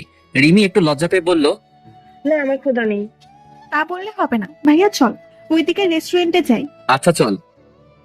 এরপর আমরা তিনজনে মিলে একটা রেস্টুরেন্টে গেলাম। সেখানে গিয়ে কিছু খেয়ে দিয়ে বাসার উদ্দেশ্যে বেরিয়ে পড়লাম। অপরদিকে সিমলা, রাফি, রবি, আসিফ, রিয়া আর সিমলার মামাতো বোন সকলে একত্রে সিমলাদের বাসায় বসে আছে। এখানে উপস্থিত সকলে খুব চিন্তিত, কারণ এখানে উপস্থিত সকলের শ্রাবণের সাথে যোগাযোগ করার চেষ্টা করছে, কিন্তু সকলেই ব্যর্থ। আর এখানে কারো সাহস নেই যে শ্রাবণের আম্মুর কাছে গিয়ে সিমলার কথা বলবে, কারণ শ্রাবণ এমনিতে কোনো বিয়েতে রাজি হচ্ছিল না। তার মা তাকে অনেক কষ্ট করে রাজি করিয়েছে। এখন যদি সেটাও তারা ভেঙে দেয় তাহলে শ্রাবণের আম্মু নিশ্চয়ই তাদেরকে ভালো চোখে দেখবে না। তাই কেউ কোনো রাস্তা খুঁজে পাচ্ছে না, সবাই চুপ করে বসে আছে। তখনই শিমলা বলে, রবি, তোমার চোখে পানি কেন? আর এমন ভাবে বসে কি ভাবিস? শিমলার কথায় সকলের চোখ রবির দিকে যায়, আর তারা দেখে যে রবির চোখে পানি। আর তখনই রবি চোখের পানি মুছে ফেলে আর বলে, কিছু না, এমনিতেই। না, তোর কিছু তো একটা হয়েছে। আর তাছাড়া কাল রাতেও তোকে দেখি নাই, তুই কোথায় ছিলি? তখনই রবি বলে, আপু, আমার সব শেষ হয়ে গেছে। আমি তোমাকে বলেছিলাম না আমার একটা গার্লফ্রেন্ড আছে, আমাদের প্রায় 3 বছরের রিলেশন, কিন্তু কাল রাতে সবকিছু শেষ হয়ে গেছে আপু। মানে কি করে? সবটা খুলে বল। কাল রাতে ওর বিয়ে ঠিক হয়ে গেছে একটা ছেলের সাথে। তাতে সমস্যা কোথায়? তুমি মেয়েটিকে বলো তোমার সাথে পালিয়ে আসতে। আর মেয়েটা তোকে সত্যিই ভালোবাসলে অবশ্যই পালিয়ে আসবে। ও যে আমাকে খুব ভালোবাসে এতে কোনো সন্দেহ নেই, কিন্তু ও ওর বাবাকে খুব ভালোবাসে, প্লাস ভয়ও পায়, তাই ও এটা করতে পারবে না। রবির এমন কথায় সবাই রবিকে সান্ত্বনা দেয়। তখনই শিমলা রবিকে বলে, মেয়েটার একটা ছবি দেখাতো, দেখি চিনতে পারি কিনা। দাঁড়াও, দেখাচ্ছি আপু। এরপর রবি তার মোবাইল খুঁজতে লাগে, কিন্তু পায় না। কি খুঁজছিস? আপু, আমার মোবাইল। আরে ওইটা আমার রুমে আছে, গিয়ে দেখ। আমি শ্রাবণকে ফোন দিছিলাম তোর নাম্বার দিয়ে। আচ্ছা। এরপর রবি তার মোবাইল আনতে শিমলার রুমে চলে যায় এবং এদিকে শিমলা সবাইকে উদ্দেশ্য করে বলে, জানি না কি হয়ে গেল একটা রাতের মধ্যে। একদিকে আমার ভালোবাসা, অন্যদিকে এই রবিও ভালোবাসার সংকটে। যদি এটা একটা বাজে স্বপ্ন হতো তাহলে আমার চেয়ে খুশি আর কেউ হতো না। ঠিক বলেছেন ম্যাম। এর মধ্যে রবি ফোন নিয়ে আসে। সে একটা মেয়ের ছবি বের করে সকলকে দেখায়। ছবিটি দেখে শিমলা বলে, বাহ, মেয়েটা তো খুব সুন্দর, তোর চয়েস আছে, কিন্তু আফসোস। তখনই আসিফ বলে ওঠে, আরে এই মেয়েটার সাথেই তো শ্রাবণের বিয়ে কালকে। আসিফের এমন কথায় সবাই প্রচন্ড অবাক হয়। শিমলা তাড়াতাড়ি রবির হাত থেকে ফোনটা নিয়ে আসিফের সামনে ধরে। কি বলতেছো তুমি এগুলো? ভালো করে দেখে বলো। আমি ভালো করে দেখছি ম্যাম। এরপর আসিফ তার পকেট থেকে ফোন বের করে একটা মেসেজ দেখিয়ে বলে, এই দেখুন ম্যাম, শ্রাবণ নিজেই আমাকে এই ছবিটা সেন্ড করেছে। এই নাকি আর হবু বউ। কথাটা শুনে রবি আসিফের হাত থেকে ফোনটা নিয়ে ভালো করে দেখতে লাগে আর অবশেষে ফোনটা ফেরত দিয়ে বসে কান্না করতে লাগে। এখানে কি হচ্ছে আমি কিছু বুঝতে পারছি না। যেখানে শিমলা আপু রবিকে নিয়ে একটা নাটক সাজিয়েছিল, আর সেখানে উল্টো ভাবে শ্রাবণ জিমি এক হয়ে যাচ্ছে আমাদের প্ল্যানের বিপরীত ভাবে। সবকিছু কেমন যেন ঘটে লাগতেছে। এইবার সকলের কাছে ব্যাপারটা ক্লিয়ার হয়েছে। আসলে রিমির বাসা থেকে রিমিকে বিয়ের জন্য চাপ দিচ্ছিল, কিন্তু কোনো এক কারণে ছেলেপক্ষ রাজি ছিল না। আর এই কারণে রিমির বিয়ে আটকে ছিল। আর সেই ছেলেটাই ছিল শ্রাবণ। শ্রাবণ যেহেতু গতকাল রাতে বিয়ের জন্য হ্যাঁ করে দেয়, যার ফলে রিমির বিয়ে ঠিক হয়ে যায়। ছেলে যেহেতু ভালো ছিল তাই রিমির পরিবার চাচ্ছিল তাড়াতাড়ি বিয়েটা দিয়ে দিতে। আর এই কারণেই কাল শ্রাবণ আর রিমির বিয়ে ঠিক হয়েছে। সবাই মাথা নিচু করে বসে আছে। তখন রাফি বলে উঠল, সবাই চুপ করে আছো কেন? এভাবে চুপ করে বসে থাকলে কোনো লাভ আছে? আমাদের কিছু একটা করে বিয়েটা আটকাতে হবে। কিন্তু কিভাবে? শ্রাবণ তো শিমলা ম্যামকে ভুল বুঝে বসে আছে। আমার মাথায় একটা প্ল্যান এসেছে। কি প্ল্যান? শ্রাবণের বিয়েটা তো কালকে হবে, তাই না? কালকে। আমার জানা মতে বিয়েটা শুধুমাত্র দুই পরিবার লোকজন নিয়ে হবে, আর যেখানে বাইরে কোনো লোকজন থাকবে না। এতে আমাদের অনেক ভালো হবে। এতে আমাদের কি?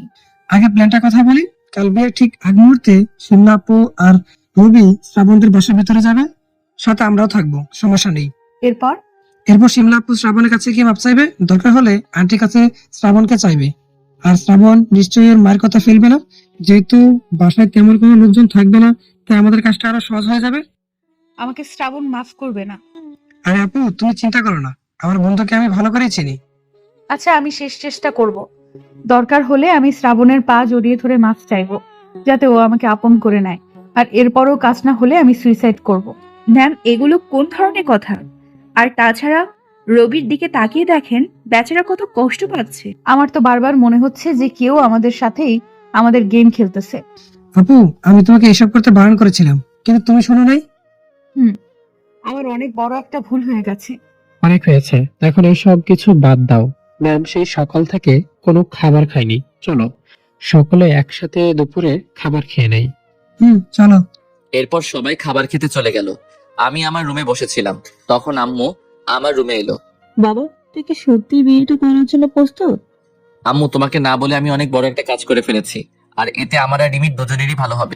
কি করেছিস? আম্মু, আগে তুমি আমার কথা মন দিয়ে শুনবে, এরপর যা বলার তাই বলবে। আচ্ছা বল।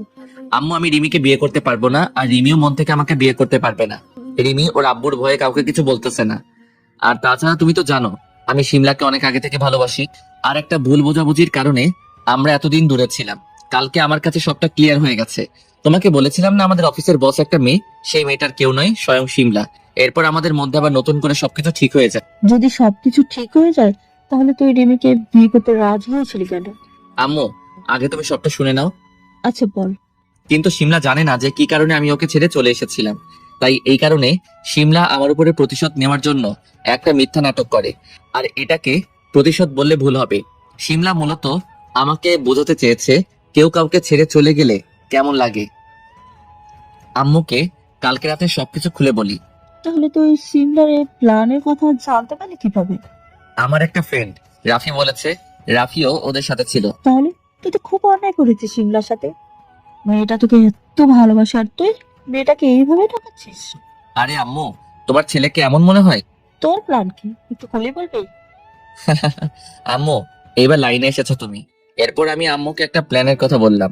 আম্মু আমার প্ল্যান শুনে তো খুব খুশি। এই না হলে আমার ছেলে। আচ্ছা তুই এত বুদ্ধি রাখিস কই? পকেটে আম্মু। আচ্ছা আমি রেখে যাচ্ছি। আর দেখিস এটা করতে গিয়ে আবার হয়তো বিপরীত না হয়। আম্মু আমি আছি তো, সমস্যা নেই। তুমি বরং আমার রুমে রিমিকে একটু পাঠিয়ে দাও। আচ্ছা। এরপর আম্মু নিচে চলে যায়।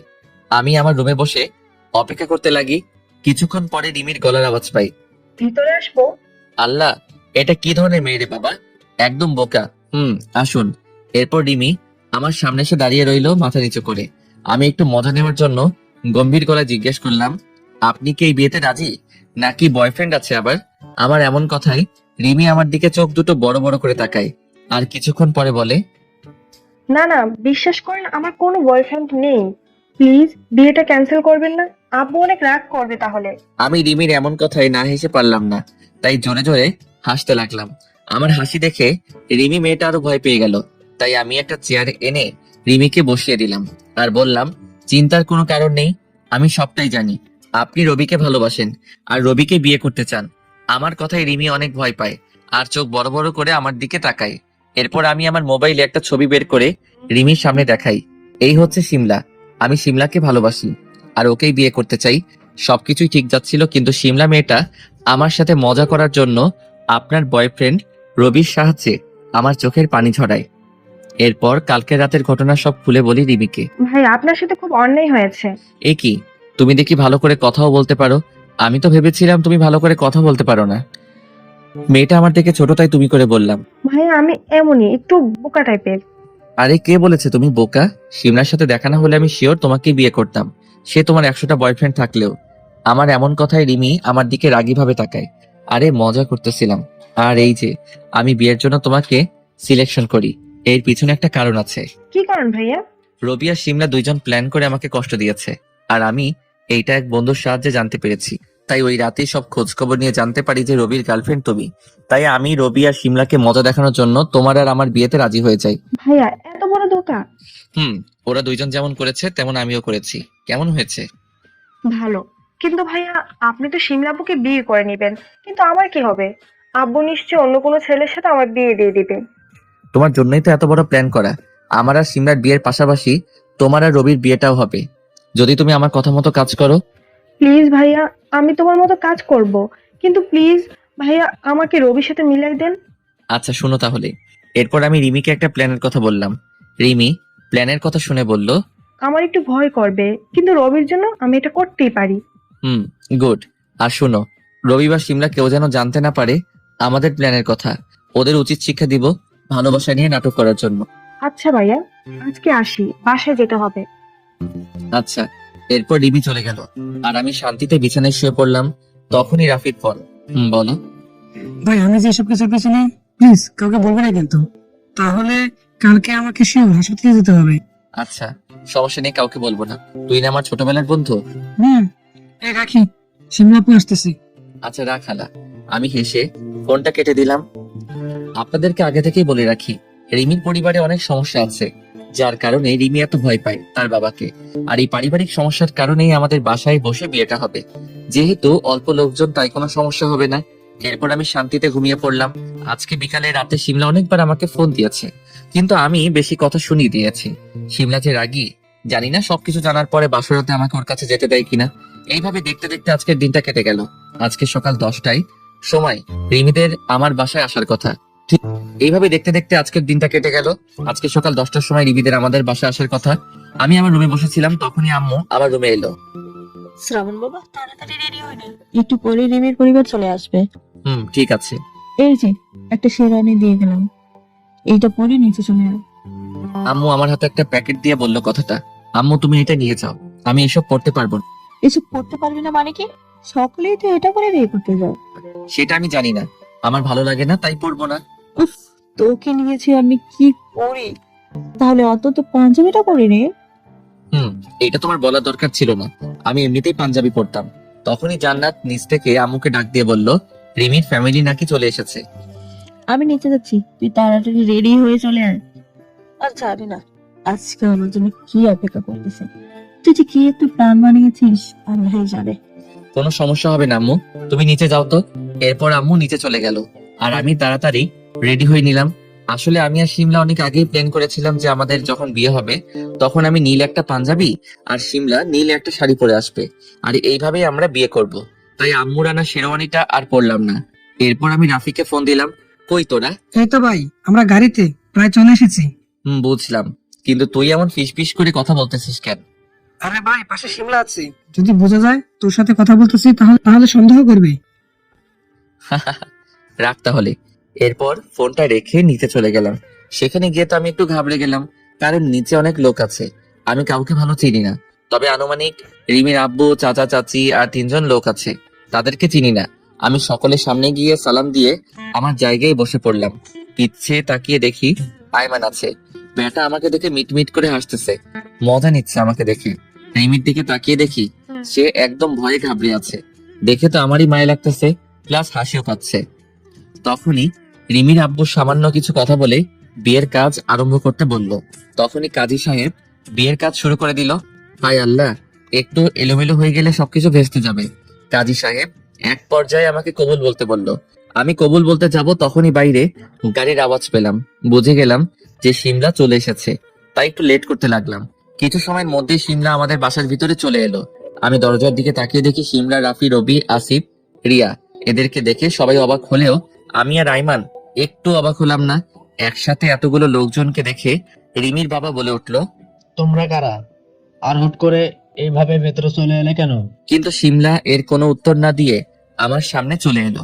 এবার শিমলা আমার সামনে দাঁড়িয়ে বলতে লাগলো, আমি জীবনে অনেক কিছু পেয়েছি, আবার অনেক কিছু হারিয়েছি, কিন্তু কখনো কোনো কিছু হারিয়ে তার জন্য একটু আফসোস করি নাই। তবে শুধু মাত্র একটা জিনিস হারানোর জন্য আমার জীবনটা পুরো উল্টাপাল্টা হয়ে গিয়েছিল। এমনকি আমি মৃত্যুর পথ পর্যন্ত বেছে নিয়েছিলাম, কিন্তু আব্বু আম্মুর কারণে সেখান থেকে বেঁচে ফিরেছিলাম।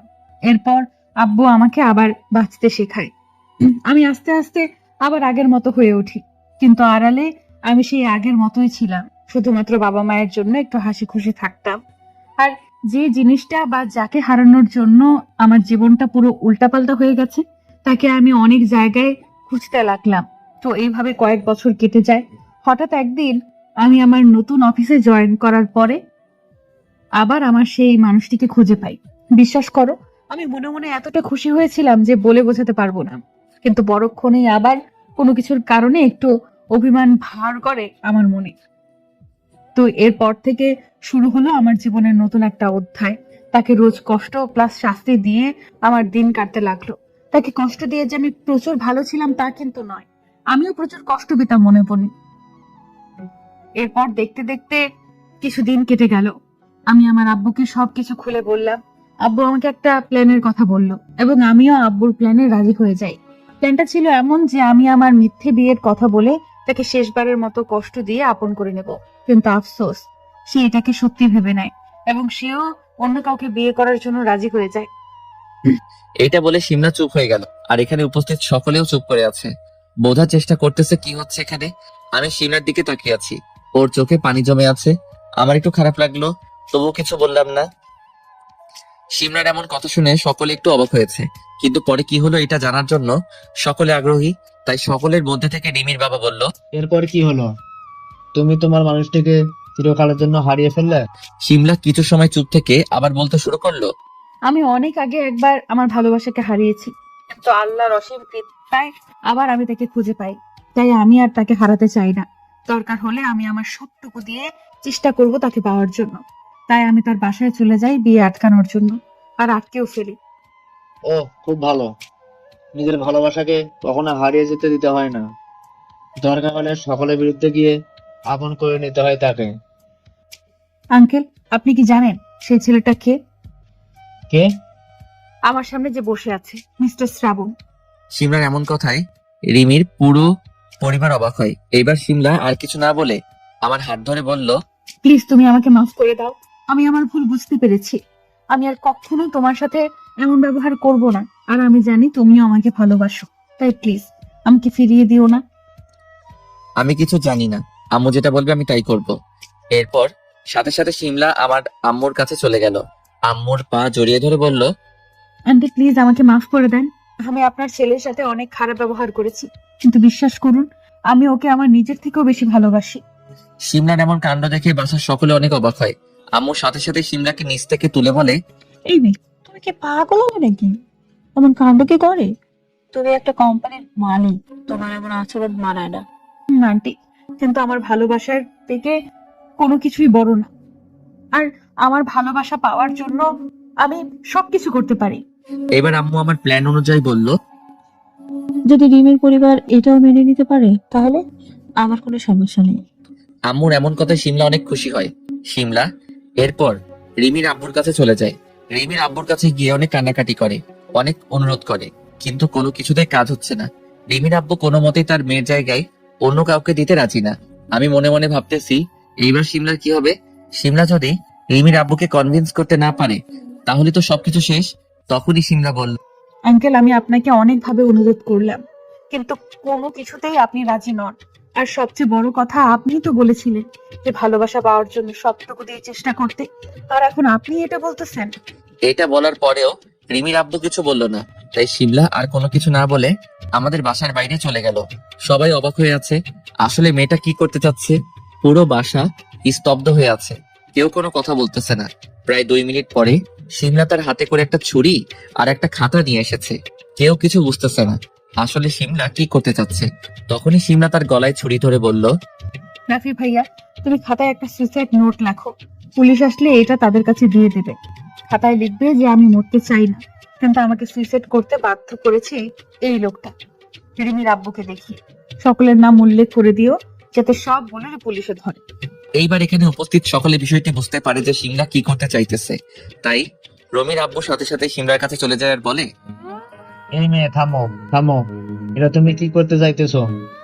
তোমার মৃত্যুর ভয় নেই? ওই যে আগেই বলেছিলাম আমার মৃত্যুর ভয় নেই। আগে একটা বার চেষ্টা করেছিলাম, আমি মারা গেলে আপনাদেরকে নিয়ে মরবো। আগে বলেছি রিমির পরিবারে অনেক সমস্যা আছে, আর রিমির আব্বু অনেক ঝামেলায় আছে। আর এখন যদি তার উপরে পুলিশ কেস হয় তাহলে আর বের হতে পারবে না এর ভিতর থেকে। তাই রিমির বাবা কিছু সময় ভেবে বলে, আচ্ছা, সমস্যা নেই, তুমি শ্রাবণকে বিয়ে করো। এই কথা শুনে বাসার সকলে প্রায় অনেক খুশি হয়ে যায়, শুধু রবি আর রিমি বাদে। তখনই রিমির আব্বু বলে ওঠে, কিন্তু আমার মেয়ের কি হবে? আঙ্কেল, আপনি কিছু মনে না করলে একটা কথা বলি। বলো। আমার জানা একটা ভালো ছেলে আছে, ছেলেটা খুব ভালো।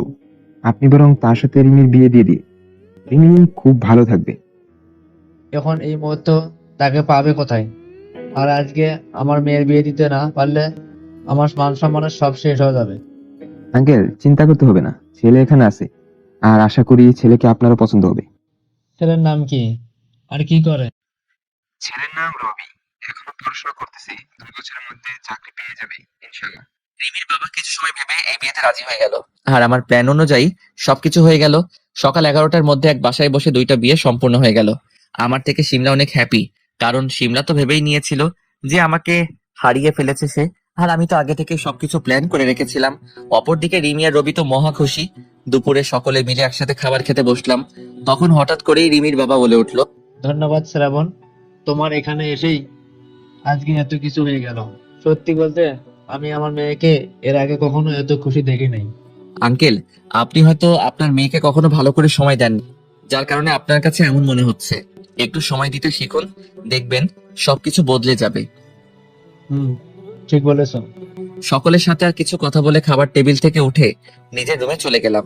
সেখানে গিয়ে দেখি শিমলা আমার টেবিল গোছাচ্ছে। আমি মনে মনে বললাম, ওয়াও, বেশ ভালো তো, এরপর থেকে আর নিজের কোনো কিছু করা লাগবে না। আমি এগুলো ভাবতে ভাবতে মোবাইলটা হাতে নিয়ে রুম থেকে বের হতে যাব, তখনই শিমলা বলল, কোথায় যাচ্ছ এই দুপুর বেলায়? এই সেমনি, তোরে বলতে যাব কেন? এইটা বলে রুম থেকে বেরিয়ে এলাম। আর এদিকে শিমলা আমার মুখে এমন কথা শুনে তো প্রচুর অবাক। আবার নিজেই নিজেকে বলল, সাহেব মনে হয় আমার উপরে এখনো রেগে আছে, তাই এমন করতেছে। আসুক আজকে রাতে, জোর করে যেমন বিয়েটা করেছি ঠিক তেমনি জোর করে ভালোবাসাও আদায় করে নিব। ও এদিকে আমি নিচে এসে সকলকে বাসায় পৌঁছে দিতে গেলাম। একে একে সবাইকে বাসায় পৌঁছে দিলাম।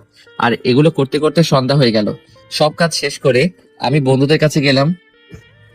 সেখানে গিয়ে আরেক মহাবিপদ। হারামি গুলোরে ট্রিট দিতে গিয়ে আমি ভিখারি হয়ে গিয়েছি একদম। বন্ধুদের সাথে আড্ডা দিতে দিতে অনেক রাত হয়ে গেল। শিমলা অনেকবার ফোন দিয়েছিল, কিন্তু আমি ধরি নাই, একটু মজা নিচ্ছি আর কি। আম্মুকে ফোন দিয়ে জানিয়ে দিয়েছি যে রাতে বাসায় খাবার খাবো না। অবশেষে রাত 11টার দিকে বাসায় গেলাম। কলিং বেল বাজাতেই আপু এসে দরজা খুলে দিল। ভাইয়া, তোর কোনো কাণ্ডজ্ঞান আছে? ভাবি সেই কখন থেকে বসে আছে তোর জন্য। এই পাকা বড়ি, এত কথা না বলে বই পড় গিয়ে, না হলে তোকেও বিয়ে দিয়ে তাড়িয়ে দিব কিন্তু। ভাইয়া, আমি এক দৌড়ে আমার রুমে চলে এলাম। কিন্তু আমার রুমে এসে তো আমি প্রচন্ড অবাক হলাম। আমার রুমে এটা কে? মানুষ এত সুন্দর হয় কি করে? শিমলা একটা কালো শাড়ি পরে আয়নার সামনে বসে আছে, হয়তো সাজুগুজু করতেছে। আমি আর দেরি না করে দরজাটা লাগিয়ে শিমলাকে পিছন থেকে জড়িয়ে ধরলাম। শিমলা একটু ভয় পেয়ে গেল। ওয়াও, কি নরম, পুরো তুলার মতো। এই শয়তান, ছাড় আমাকে। তুই আস্ত একটা শয়তান। সারাদিনে কোনো খোঁজ নাই, আর এখন রাতে এসে জড়িয়ে ধরতেছে। উফ, দিনের বেলা থেকে কি করতাম, এগুলো কি দিনের বেলায় করে নাকি? ছি ছি ছি, তোমার মুখে কি কিছুই আটকায় না?